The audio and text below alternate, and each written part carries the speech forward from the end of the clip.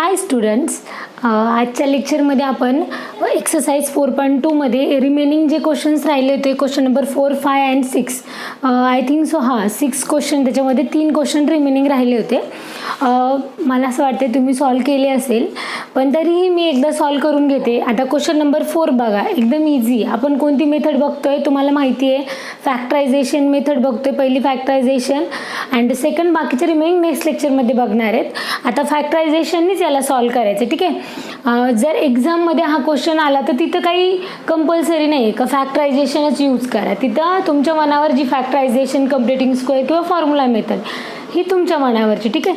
आता question number 4 मध्ये बघा, find 2 consecutive positive integers sum of whose square is 365. त्यांनी पहिली कंडिशन काय दिली, 2 कॉन्झिक्युटिव्ह पॉझिटिव्ह इंटिजर आहेत. फर्स्ट ऑफ ऑल कॉन्झिक्युटिव्ह म्हणजे काय? कॉन्झिक्युटिव्हचा मिनिंग होतो 1 बाय 1, एकानंतर एक येणारे नंबर्स. सपोज जसं की मी जर तुम्हाला 4 बोलले तर तुम्ही मला काय बोलणार 5, एकानंतर आहे. मी जर 10 म्हणले तुम्ही 11, एकानंतर एक येणारा नंबर. सपोज जर मी x म्हणले तर तुम्ही काय म्हणणार x + 1, म्हणजे एकानंतर एक नंबर कधी होतो तेव्हा त्याच्यामध्ये 1 ॲड होतो, बरोबर.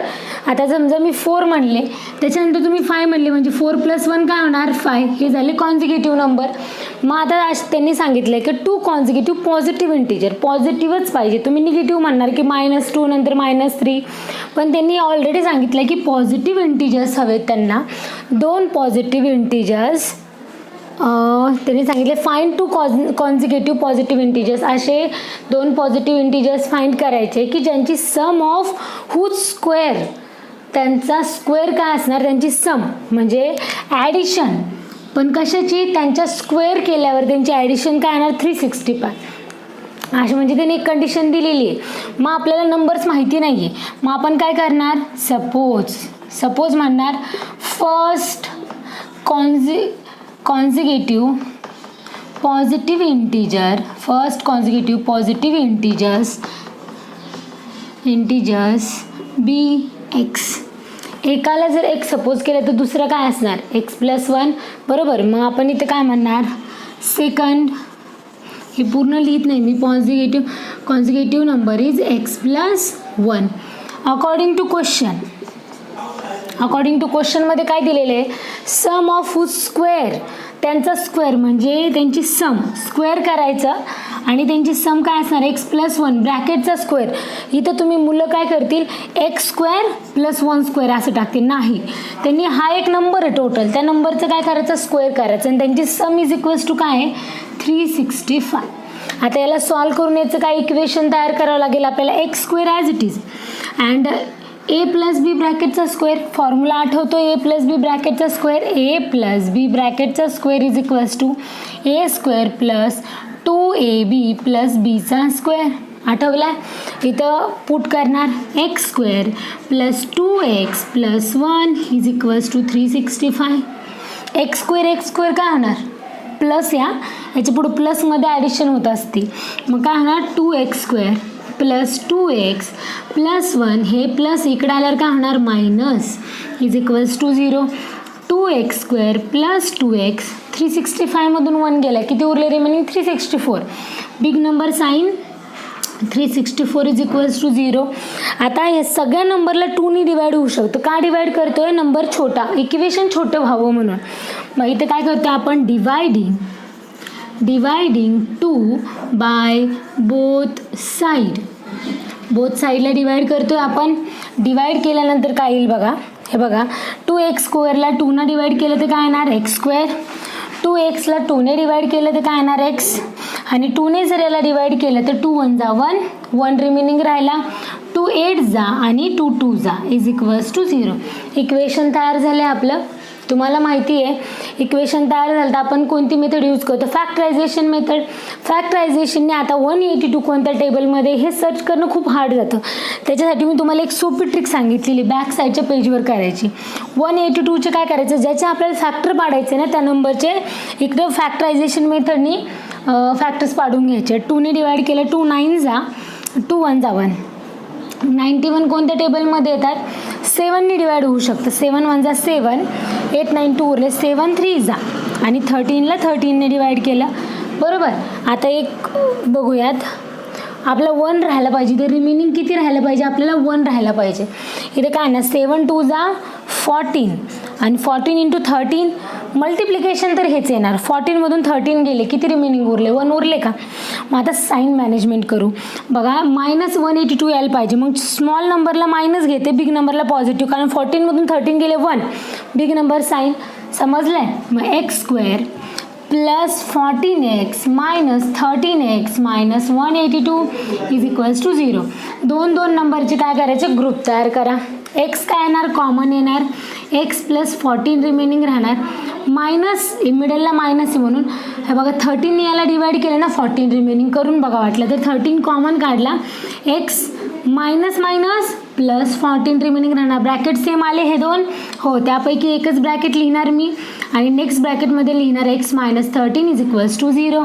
तुम्हाला माहिती आहे x plus 14 is equals to 0 and x minus 13 is equals to 0.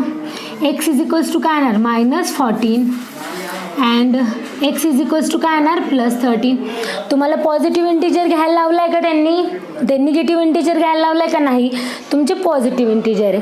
मग first consecutive positive integer be 13, कारण इथं काय म्हणू शकतो -14 म्हणजे मायनस आपल्याला त्यांनी negative integer can not be consider, कारण निगेटिव्ह आपल्याला घ्यायला नाही लावलं. ते सेंटेन्स तुम्ही लिहिणार 13 इथं पुट करणार 13 आणि 13 प्लस 1 काय होणार 14, म्हणजे तुमचा नंबर काय येईल 13 अँड 14. खाली लिहा तुम्ही वाटलं तर sentence. First consecutive positive integer be 13 and second consecutive positive number be 14. समजलंय. नोट डाऊन करून घ्या. नेक्स्ट क्वेश्चन बघूयात. नेक्स्ट क्वेश्चनमध्ये बघा, नेक्स्ट क्वेश्चन काय दिलं बघ, फर्स्ट रीड करूयात. द अल्टिट्यूड म्हणलं ना कधी पण लक्षात ठेवायचं, हाईट. अल्टिट्यूडचा मिनिंग होतो हाईट, म्हणजे हाईटच सांगत असतात ते. The altitude of a right triangles, एक राईट ट्रायंगल्स आहे. राईट ट्रायंगल्स प्रत्येकाला माहिती, राईट ट्रायंगल्स काय असतो, ज्याच्यामध्ये 90 डिग्री असते, 90 डिग्रीचा अँगल असतो, बरोबर. राईट अँगल ट्रायंगल त्याला म्हणतो आपण. सपोज याला नाव देते मी A, B आणि C. हा राईट अँगल ट्रायंगल ही हायपोटेनियस, बेस आणि हाईट, बरोबर. त्यानंतर त्यांनी सांगितलं आहे altitude of a right triangles is 7 centimetre less than its base. बेसपेक्षा 7नी अल्टिट्यूड काय आहे, कमी आहेत, बरोबर, बेसपेक्षा. पण बेस किती आहे आपल्याला माहिती नाही आहेत. मग तुम्हाला सांगितलं रिलेशन, की जर सपोज मी सांगितलं 2 मैत्रिणी आहे, जर सपोज आता ह्या 2 मैत्रिणी आहे, सपोज मी म्हटले एक्झाम्पल देते की कसं ओळखायचं, तुम्ही म्हणणार एकाला x एकाला y, नाही. कसं ओळखायचं की हे क्वाड्रेटिकचं इक्वेशन आहे, सांगितलं आहे ऑलरेडी मी, पण परत एकदा सांगते. सपोज हिचं नाव सोनू आहे, हिचं नाव मोनू आहे सपोज, आणि मी जर म्हटले की सोनूच्या घराशेजारी मोनू राहते, मी म्हटले की सोनूच्या घराशेजारी मोनू राहते, मला कोणाचा ॲड्रेस माहिती पाहिजे, सोनूचा, तरच मला कळेल ना मोनू कुठे राहते म्हणून. मग मला पहिले कोणाचा ॲड्रेस फाइंड करावा लागेल, सोनूचा. मग मी मोनूचा ॲड्रेस बरोबर सोनूच्या घरी गेल्यावर मला मोनू शेजारी राहते म्हटल्यावर कळून जाणार. मग मी सपोज कोणाला करणार, सोनूला. इथं सेम तशीच कंडिशन, की त्यांनी सांगितलं आहे की जो अल्टिट्यूड आहे म्हणजे जी हाईट आहे ती बेसपेक्षा ही 7 centimetre less than its base. बेसपेक्षा 7नी कमी, पण बेस किती, मग बेसला तुम्ही x सपोज करणार आणि मग अल्टिट्यूड किती येणार, हाईट x मायनस 7. इझी. आणि if the hypotenuse is, hypotenuse already दिलेली आहे 13 सेंटीमीटर, आणि फाइंड द अदर 2 साइड्स. मग आपण कशाला सपोज करणार, बेसला सपोज करणार. इथं म्हणणार suppose the base of right triangles BX, बरोबर. त्यानंतर आपण काय म्हणणार, बेस झाल्यानंतर अल्टिट्यूड मीन्स हाईट म्हणलेलं आहे. मग द हाईट ऑफ म्हणू शकतो आपण, the height of right triangle BX minus 7नी कमी सांगितलं आहे ना. मग अकॉर्डिंग टू क्वेश्चनमध्ये काय दिलेलं आहे त्यांनी, हायपोटेनस किती 13 सेंटीमीटर दिलेली. मग याच्यावर जर समजा आता त्यांनी अल्टिट्यूड झाला x मायनस 7, हा x, याच्यात जर पायथागोरस थेरम अप्लाय केला तर काय होईल बघा. मग आपण काय म्हणणार, बाय युझिंग, नाहीतर आपण म्हणू अप्लाय पायथागोरस थेरम. तुम्ही शॉर्टकटमध्ये लिहू नका, तुम्ही फुल कट लिहा. केल्यावर काय म्हणणार, हायपोटेनियसचा स्क्वेअर इज इक्वल्स टू बेसचा स्क्वेअर प्लस हाईटचा स्क्वेअर, बरोबर. 13चा स्क्वेअर काय होणार 169, इथं एक्सचा स्क्वेअर, इथं काय होणार ए मायनस बी, ब्रॅकेटचा स्क्वेअर आपण पहिल्यांदा प्लसवाला बघितला, ही मायनस, एक्सचा स्क्वेअर मायनस 14x प्लस 49. साईडला तुम्ही ट्राय करून बघत जा हवं तर. X square plus X square किती होणार 2x square minus 14x plus 49 is equals to 169. 169 plus आहे तिकडे गेल्यावर काय होणार मायनस, इकडं 0 उरणार. 2x square minus 14x plus 49 minus 169. बघा इक्वेशन असं तयार होईल. 2x square minus 14x minus झाल्यावर बिग नंबरचं साईन येणार 0, 2 आणि 1, बरोबर का. आता याचे तुम्ही 2ने याला डिवाइड करू शकतात का, तुम्हाला स्मॉल करायचं आहे 2ने डिवाइड केलं तुम्ही लिहू शकता डिवायडिंग 2 बाय बोथ साईड. इथं 2ने डिवाइड केल्यावर येणार एक्स स्क्वेअर मायनस 7x आणि 6 बरोबर. बरोबर केलेले आहेत का. आता आपण काय करणार 60चे फॅक्टर पाडणार किंवा तुम्ही ओरली पण काढू शकतात. आता 15 4 जा नाही 10 6 जा, 10 मधून 6 गेले तरी होत नाही आहे, मग कोणते येणार 12 5 जा, बरोबर का. 12 मधून 5 गेले किती होतं 7 उरत आहे का. फक्त साईन मॅनेजमेंट करावं लागेल. मायनस ए इथं मायनस 7 यायला पाहिजे. 12 5 जा, बरोबर. इथं 12 आणि इथं 5 बिग नंबरला साईन आहे म्हणून इथं बिग नंबरला येणार आणि स्मॉल नंबरला पॉझिटिव्ह येणार. X square minus 12x plus 5x minus 60 is equals to 0. Group तयार करा, कॉमन काढा, एक्स निघाला एक्स मायनस 12, इथं प्लस 5 कॉमन काढा, मध्ये राहणार plus minus minus 12 is equals to 0. Bracket same आले एक्स मायनस 12, दुसऱ्या ब्रॅकेटमध्ये येणार एक्स प्लस 5. हे माहिती तुम्हाला एवढं डिटेल्स घेत नाही आहे मी, direct x is equals to येणार 12 आणि एक्स इज इक्वल्स टू येणार मायनस 5. लेंथ बेस कधी निगेटिव्हमध्ये येणार आहे का, base can never be negative. इथं तुम्ही लिहू शकतात बेस नेवर किंवा length never be negative. Length वगैरे डायमेन्शन निगेटिव्हमध्ये नसतात, म्हणजे निगेटिव्हमध्ये असतात पण इथं दिलेलं नाही ते निगेटिव्हमध्ये, त्याच्यामुळे ते डायमेन्शन आपण निगेटिव्हमध्ये घेत नाहीत ना कधीच. आपण म्हणतो का -4 सेंटीमीटरची मला जागा घ्यायचीच नाही, असं नाही म्हणत आपण. -4 सेंटीमीटर स्केल घ्यायचीच नाही, मग आपण हे निगेटिव्हमध्ये नसतात, तुम्ही ते लिहू शकतात.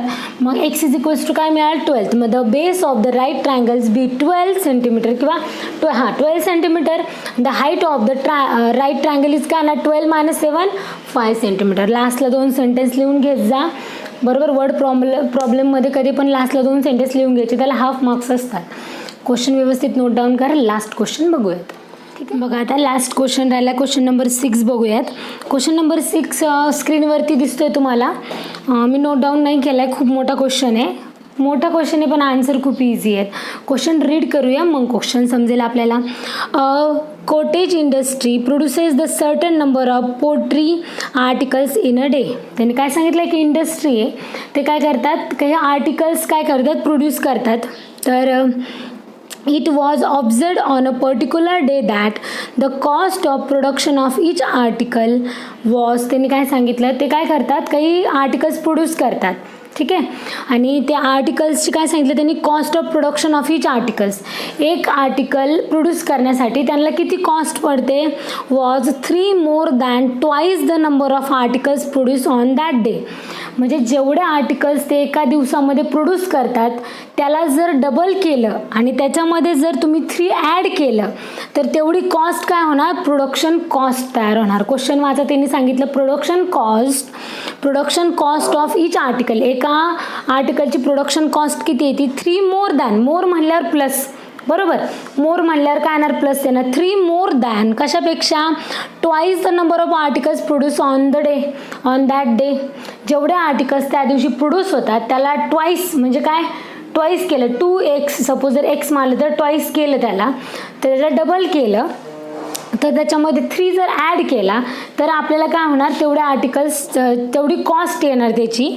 आणि त्यांनी सांगितलं आहे if the total cost of production on that day was 90. त्यांनी सांगितलं की टोटल कॉस्ट ऑफ प्रोडक्शनची कॉस्ट एका दिवसाची किती येते 90, बरोबर. त्यानंतर find the number of articles produced and the cost of each article.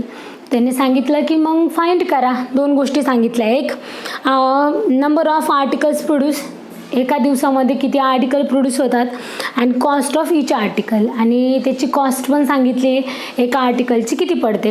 आता तुम्ही बघा, एक तुम्हाला क्वेश्चन दिले तर एक त्यांनी म्हणजे हिंट दिलेली की cost of production of each article, एका आर्टिकलची कॉस्ट किती आहेत त्यांनी सांगितलं.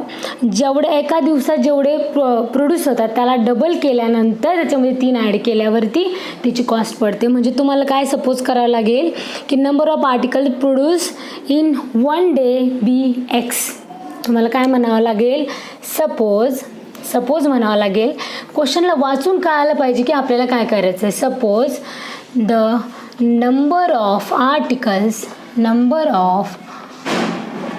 number of articles produced in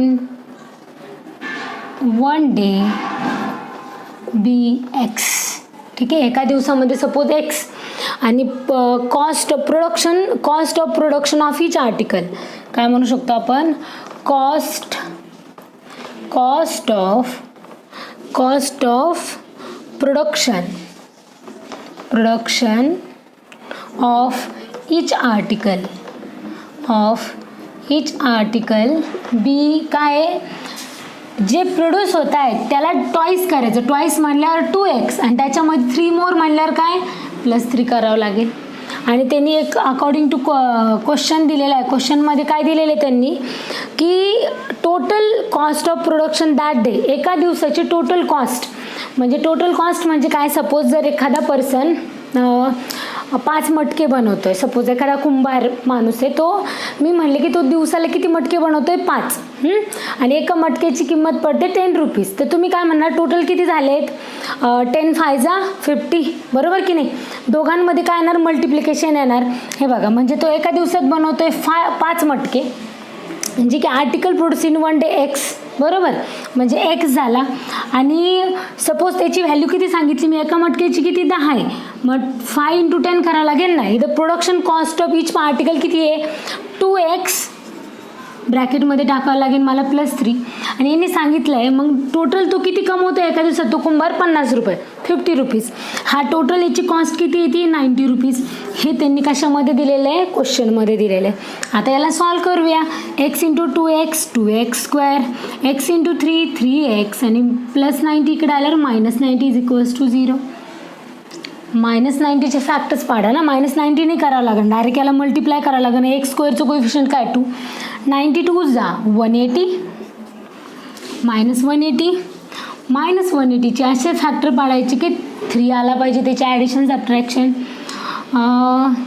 आपण काय करू शकतो आता, 3 आलं पाहिजे, तर 93 बी नाही येणार. सो एकदम इझी टेक्निक, 180चे फॅक्टर्स पाडा, 2 9 जा, बरोबर, 2 इथं 45, 5 9 जा, 3 जा, आणि 3 1 जा. आता शोधूत आपण फॅक्टर काय पडतात. 3 3 जा 9, 9 5 जा 45, आणि 2 2 जा 4, नाही जमणार, 3 उरणार नाही. 3 3 जा 9, ठीक आहे. 5 2 जा 10, 10 2 जा 20, 20मधून 9 गेले, 3 उरेल का नाही, हे पण कॅन्सल करावं लागेल. 3 5 जा 15, ठीक आहे, 15.